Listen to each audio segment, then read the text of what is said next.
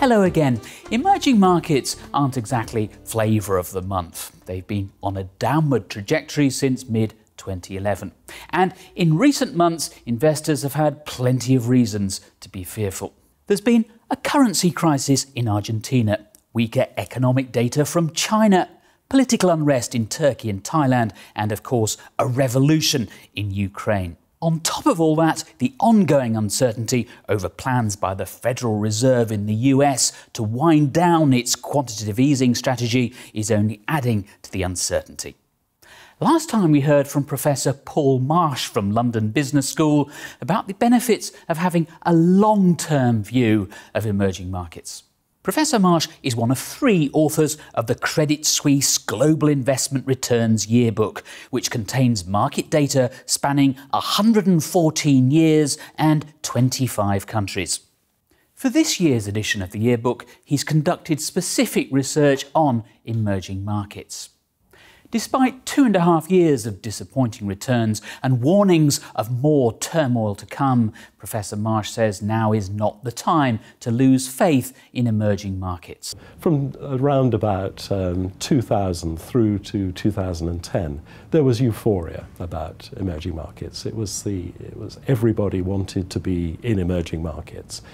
You then have 2 or 3 years of poor performance from emerging markets, and everybody is writing them off. And I think we're just overly influenced by very recent performance, and we shouldn't be. We should take a long-term view, and we should recognise that emerging markets are likely over the future to actually deliver a risk premium. Yes, emerging markets are riskier than developed ones. But over the long term, as long as you're prepared to ride out those inevitable periods of volatility, they will produce superior returns. So, how much higher can we expect those returns to be?